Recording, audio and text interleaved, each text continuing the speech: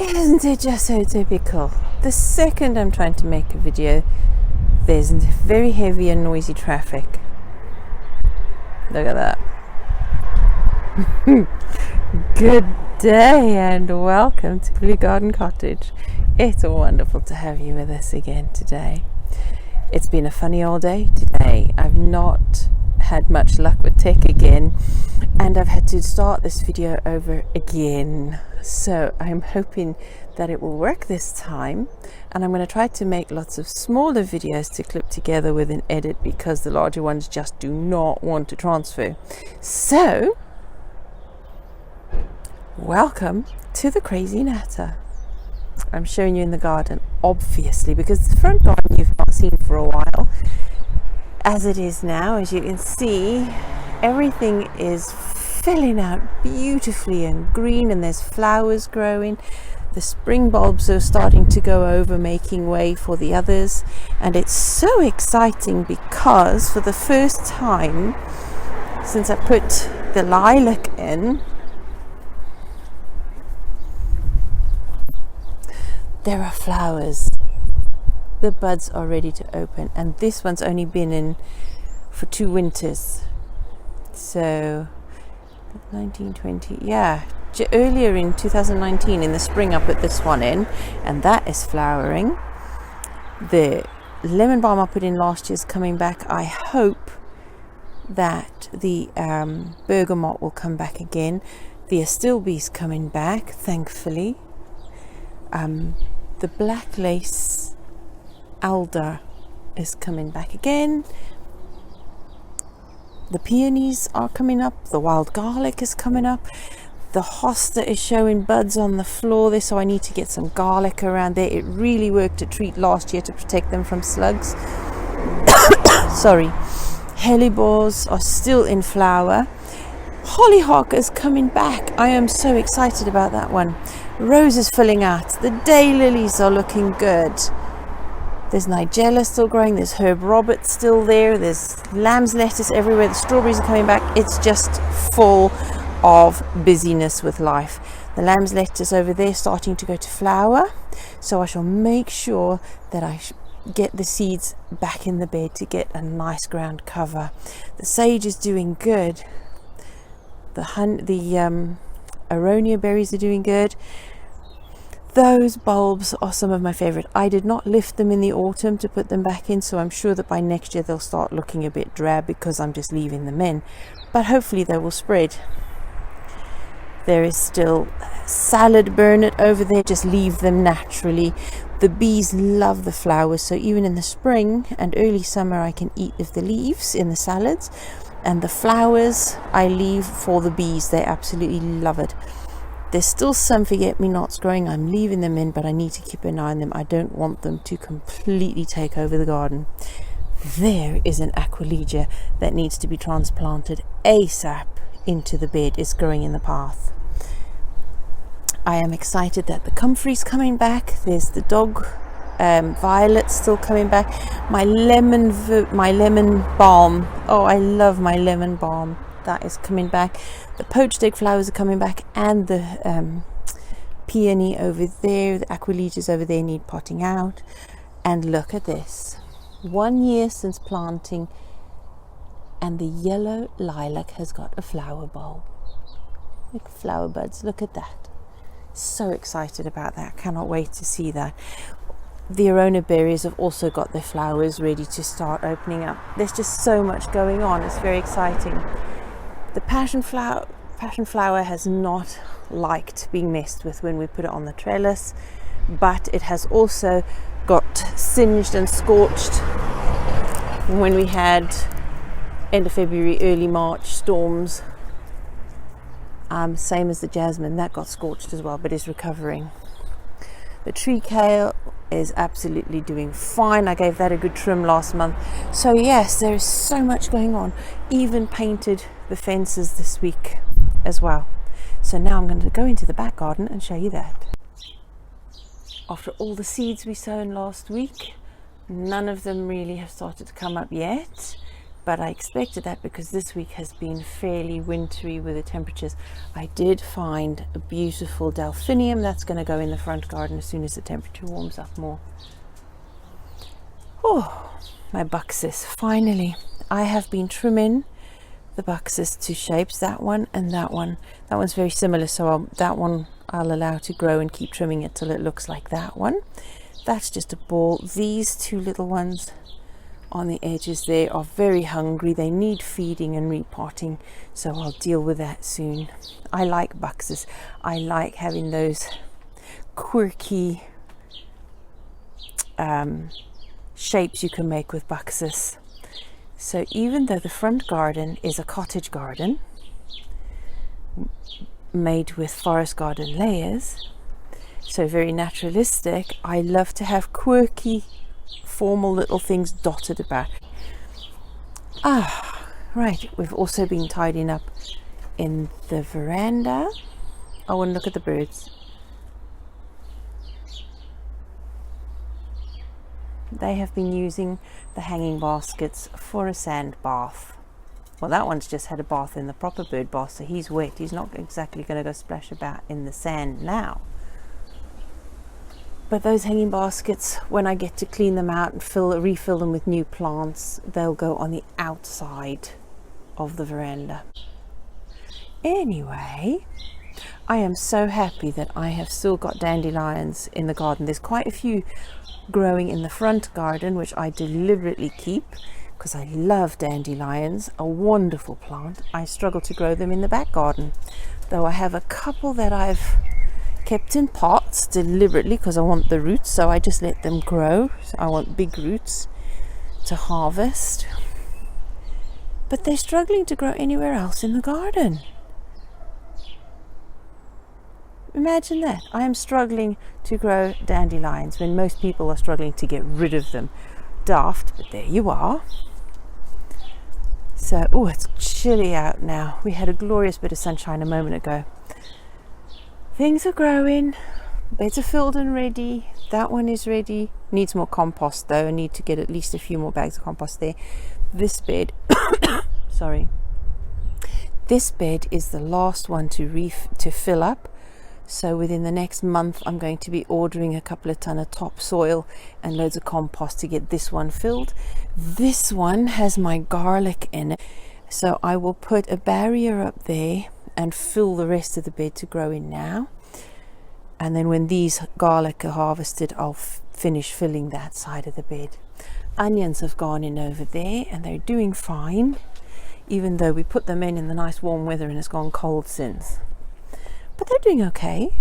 They're starting to grow. And as soon as I can, I'll get loads of marigolds in between to help there. The oyas are in, so they'll be filled with water as soon as the cold weather's gone. I don't want the soil wet and cold. Oh, we have been so busy. I told you that in the last video, and I was going to put on, I'll show you in a minute,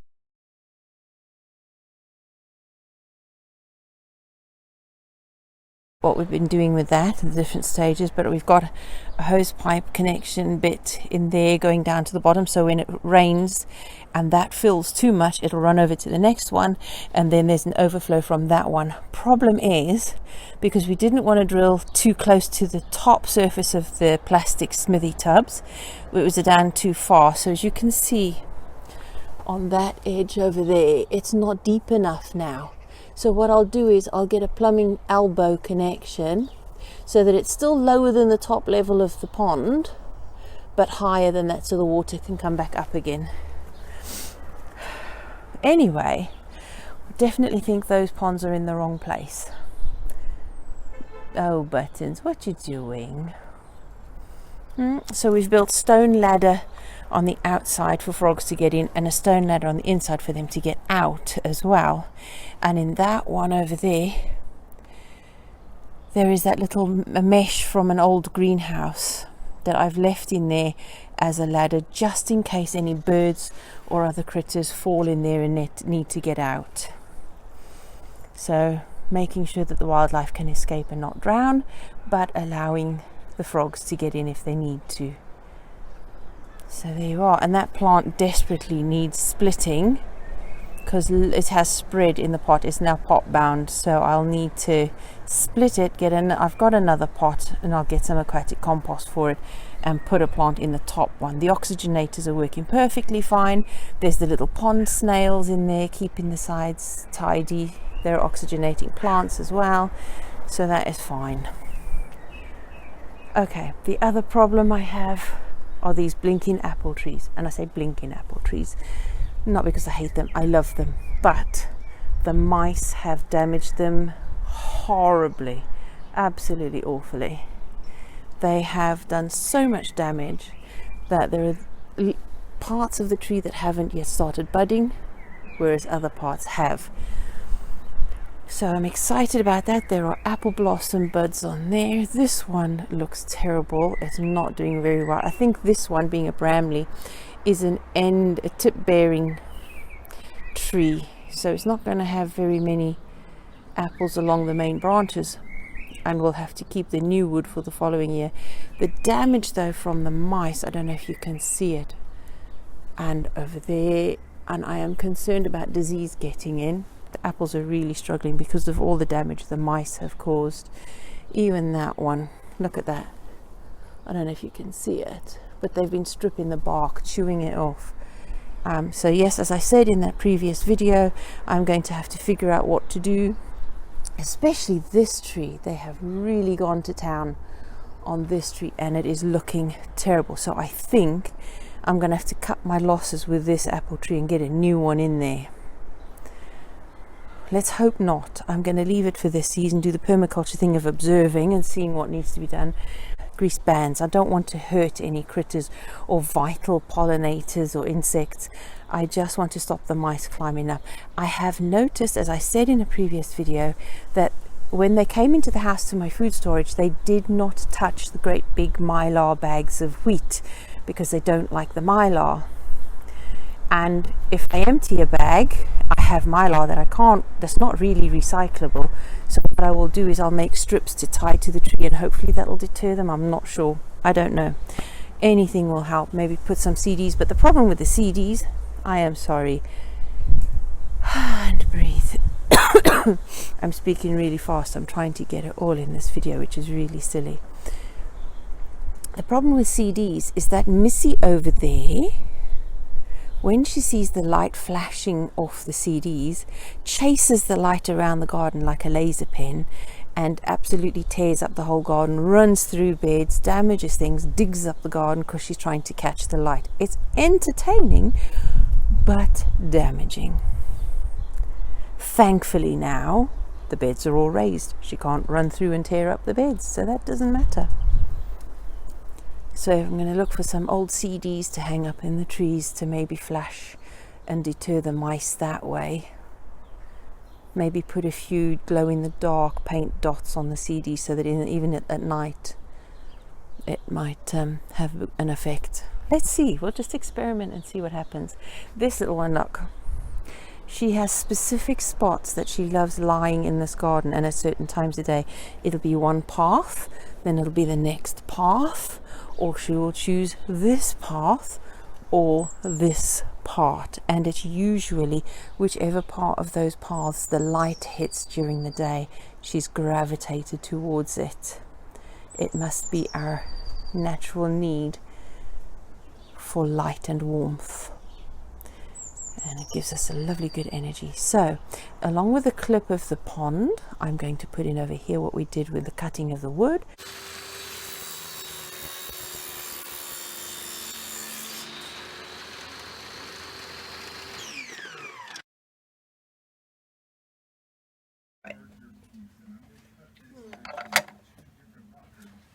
I'm staring at you I like... want to get away from me too. I'm big and tall. She wanted to kill it. Buttons almost caught it. Well, the mouse trap actually saved your life, little mouse. That's it. There you go. Be Go on. free. Off you go. Go on. Be free. Be free, my little one. Where's it gone? Be free. By the tree. Gone towards the tree. Live life to the fullest. So you can see we have been very busy. Okay, that is just about an update of the garden. Oh, the plans for the potting shed. I've tidied up a bit. We still have more shelving to over there. See the metal shelves? They are going to be used in the potting shed to make more space for more seed trays. And then come the autumn, hopefully, those old coffee tins we got from a coffee shop 2 years ago are finally going to be put into strawberry towers. One there with a gap in the middle with a water feature of mirrors in front of the mirror. I hope, fingers crossed, we'll be able to do that. Time, energy and money allowing, as we could scrimp and scrape to save for that.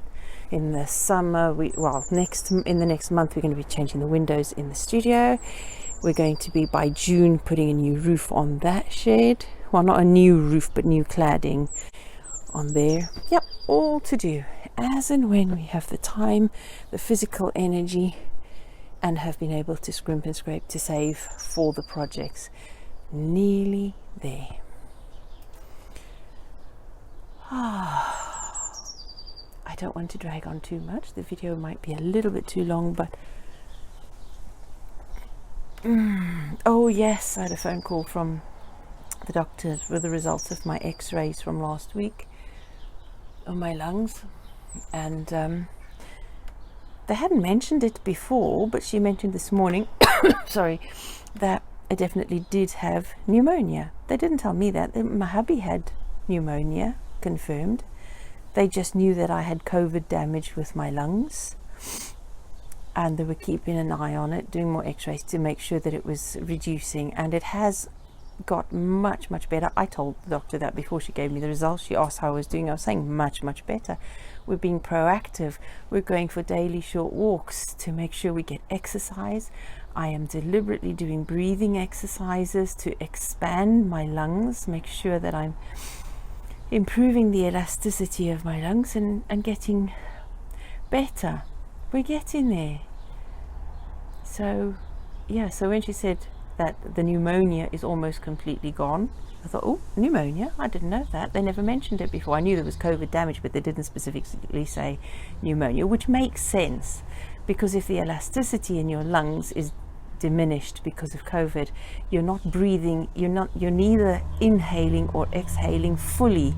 You're not stretching your lungs, so the fluid can't escape when you're breathing out with the aspiration. So the fluid builds up. Obviously that makes sense.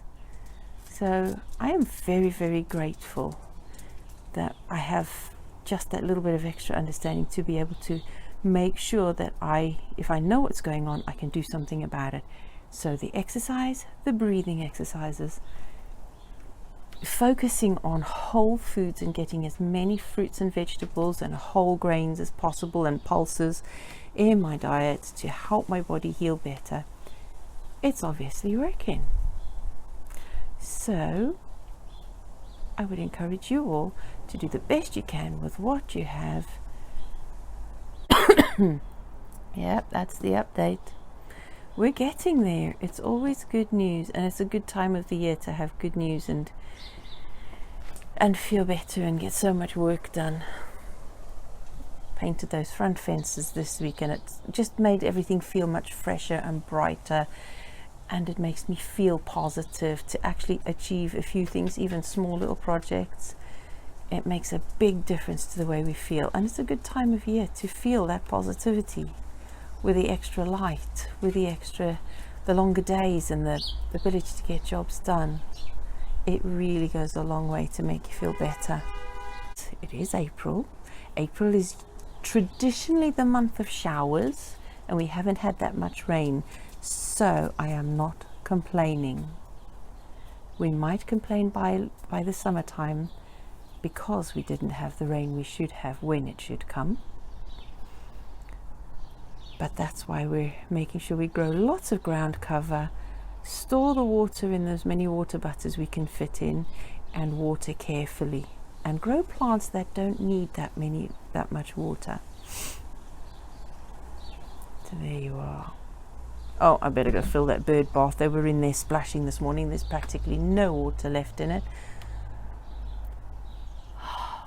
The rag rug is almost done. So as soon as that is finished, we've just got a few more rows to do, tying off of the ends, and then we're going to make a few tweaks to the loom. That as we've discovered, one or two little problems with it doing this time, so we will make some tweaks to the loom and start with the next rug. I am so excited to be getting that done, so I shall show you that next week, being the homemaking video week.